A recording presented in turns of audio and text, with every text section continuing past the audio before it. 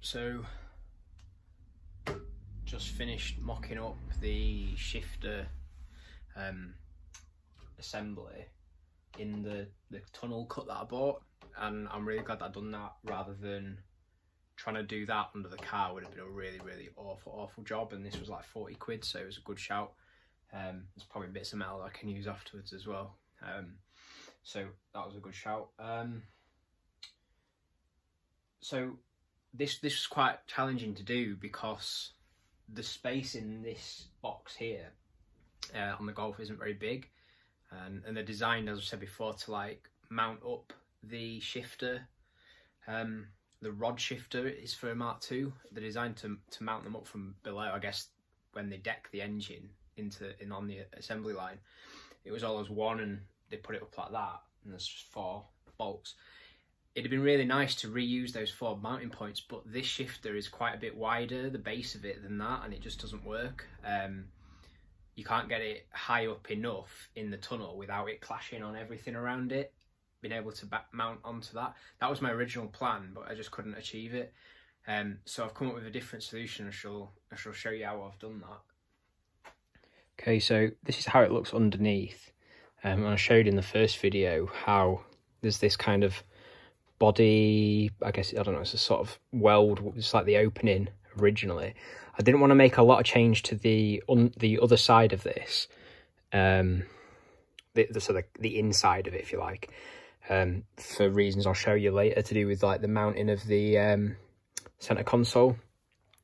So what I've done is I've made that aluminium plate out, and I originally copied it, I made a cardboard template of it, which is a really good shout, and allowed me to do a lot of like finessing of it.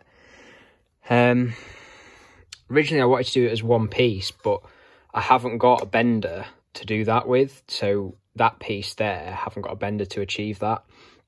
So that's a bit of a downside of it. However, what I think I'll do is I'll cut that plate and I'll just weld it along here. And I'm to decide whether I can do this one the same way or not. And then ultimately what I'll do is I'll just run a bead of silicone around there, try and seal it in from all the fumes. I'll also plan to do the same job. I'll weld these on. I'll weld these aluminium profile onto the plate. Just think that'll be a nice solution to do that. And I'll probably get at the same time some aluminium weld studs for this, rather than these. I think that's probably a good idea as well. And then ultimately it's pretty similar design to the one that you can buy for I think it's Carceps that make it for the EK. So I'll just flip it over. The biggest challenge I'm going to have, to be honest, is in the car when I do this, is getting these bolt holes in the right place. You can see I've had a couple of goes. Now, I haven't measured it completely, and I'm not going to weld those profiles on until I've got it in my car. So I've got like rally style bucket seats in rally style bucket seat mounts in my car. That is the original mount for the seat there, a box section. And I haven't had a good look because I said I'm not gonna do it straight away, but I believe that my front like steel member for my bucket seat is about there, in which case like all my bolts are fine, but I don't want to get too hung up about it. Ultimately I was aiming to get it on that ledge. You can sort of see down in there, that rusty bit, that's the ledge. I thought it was a good position to have it. I've had to do some tweaking, and now I don't know until I get the cables in. I'm pretty sure I won't be able to use this top one here.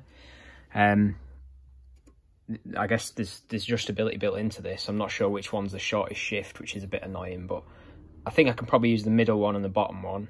I think that's fine. And the same, I'm not sure I can use on the Select. I don't think I can use that top hole there either, for the same reason. I might be able to, I'm not sure. I haven't got any cables. Annoyingly, I'm struggling to find some. They seem to be really expensive, so I need Integra DC5 cables, and they seem to be absolutely ridiculously priced. So I'm just trying to bide my time. I don't need it urgently. It'd be nice to sort of get this job done out of the way, but I've made some good progress with it today. I also got, you can kind of see down in there, I've got those top hats from K20. They'll fit straight onto this, which is quite nice. They're expensive relatively. I mean, they're 30 quid. They're nice, but they're expensive. So, yeah, I'm quite pleased with how that's come out. What I'll do is I'll get the trim and I'll show you why I don't want to cut it. So that is how the trim sits. I've just blocked it up at the back here, but I'm going to have to do a bit of trimming around here, which I'm not worried about. Like you can see, that's just going to clash. It doesn't matter as long as I can still retain these bits here to be able to clip the shift gate into it. But the reason I didn't want to cut any much further up above is there's not a lot of room like underneath this between probably only 20mm between the top of the body and the bottom of that, and I'm just not willing to sacrifice that at the moment. It might be that I do this and I find that it's not working for me, it's too low and I need to change it, in which case we'll make adjustments, won't we? I think with a Civic, I think the whole thing is mounted on the top of the tunnel, and I'm not willing to.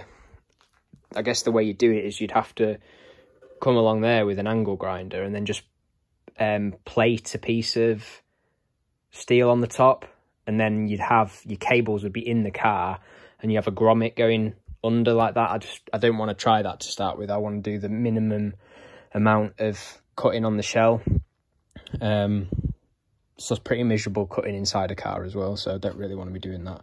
But I think this might just about work. I'll have to find a different way to secure this on, because the trim secures on the shift box in those little tangs there, and then that that screw there.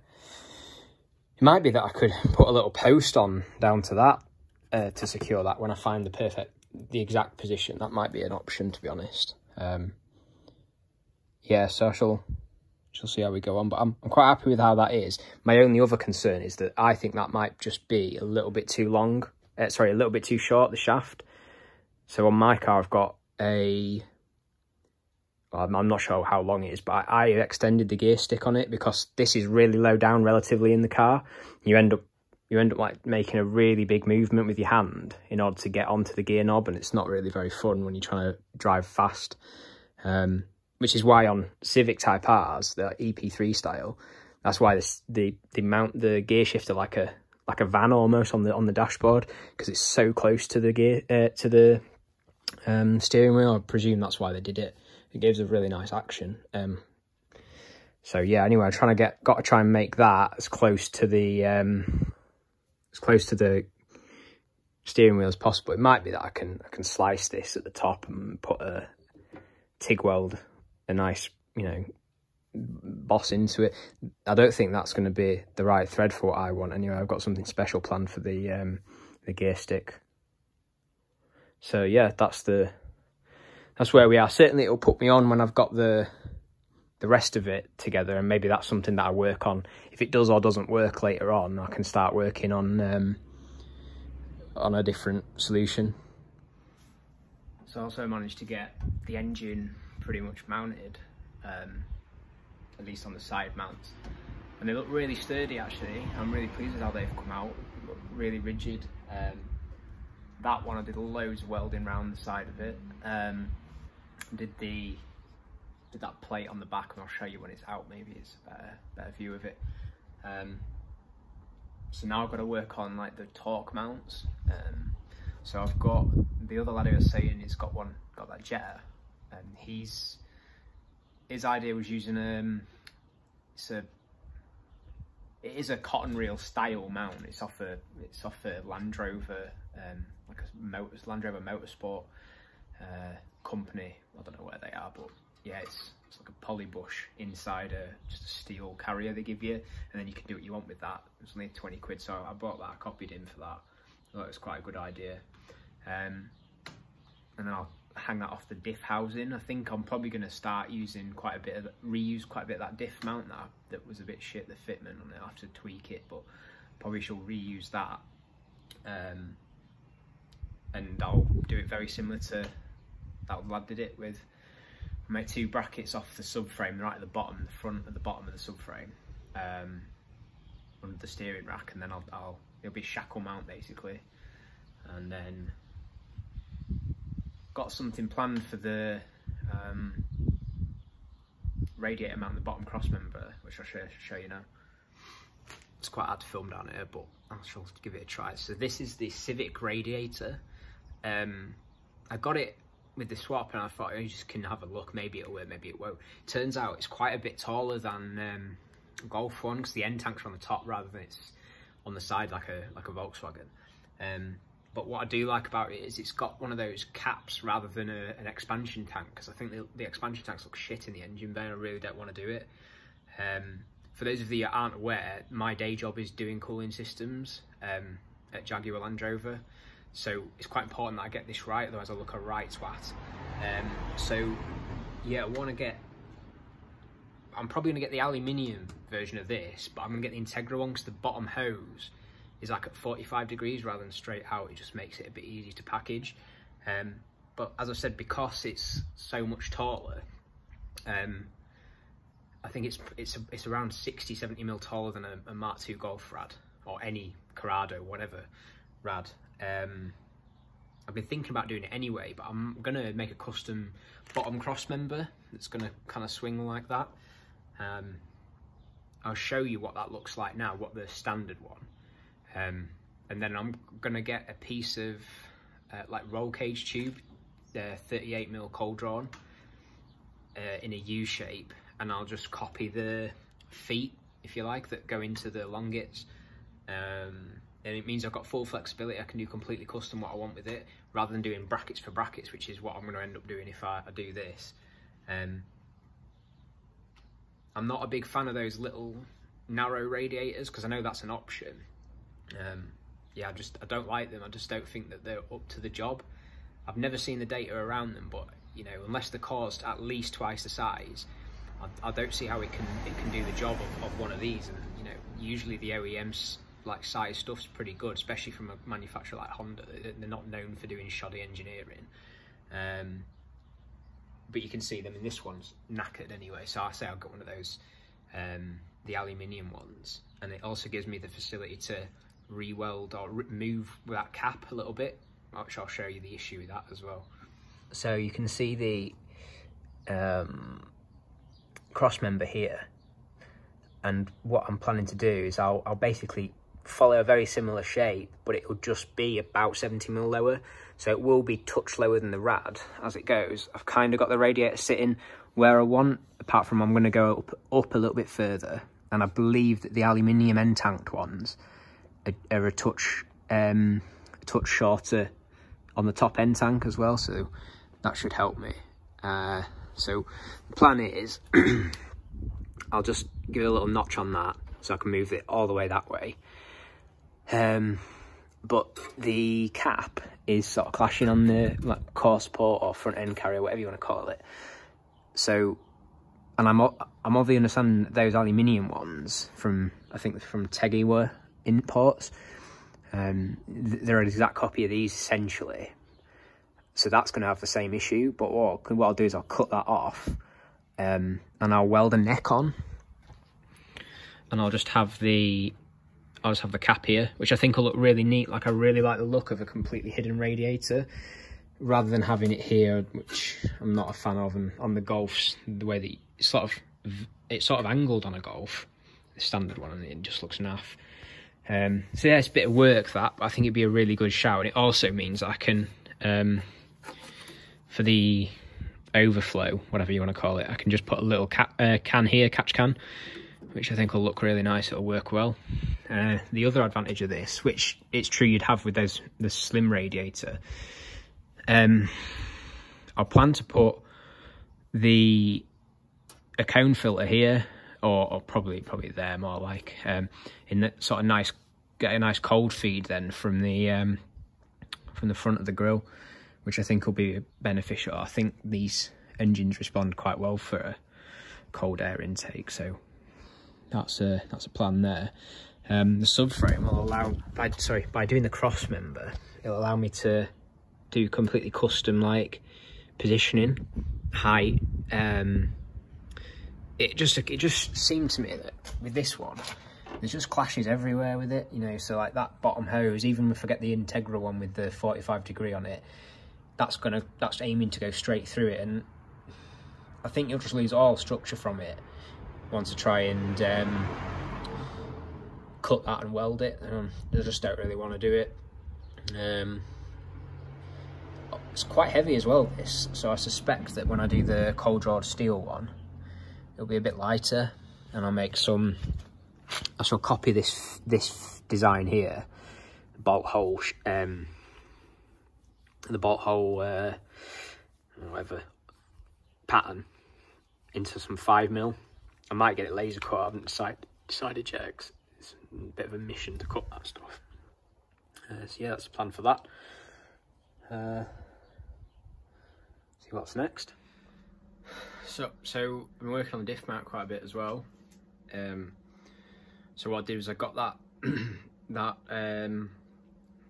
cotton reel, whatever you want to call it, from Tomcat Motorsport, and it's got just rubber bushes in it like that. Just pop them out really good. And I ended up recycling like quite a bit of the diff mount, the Chinese diff mount. I thought I'd try and make it work at the start, but yeah, the holes are so far away from where they should be, I just didn't see it working. So yeah, I cut it to pieces, used the metal inserts. It's come out quite nice. So that sort of bolt at the back of the gearbox, and then there's a corresponding shackle on the subframe that I've done, so I'll show you that as well. So that's how the gearbox diff mounts on the engine, and there's a sort of a metal sleeve that goes through here with the bolt, and I use that to jig up the shackle mount on the subframe. But quite happy with that. That's come out. Ended up using some 25mm cold drawn 16 gauge tube for that bit. That's nice and strong. Yeah. So this is the shackle that goes on the subframe. Pretty straightforward. Just got to make sure it's in a nice position while you've got the engine and gearbox in. That was the hard part, doing that upside down, but managed to get just that one mounted on, tacked on each side. Got the sort of stalk which has the bush on the engine, that tacked as well, and then took it off and welded it. So that's come out quite nicely. Also, while we're in this area, I've just finished up the gearbox notch. So I'm quite pleased with how that came out. I did a little bit more of a shave and cut that for that bit further in to clear the gearbox mount bolt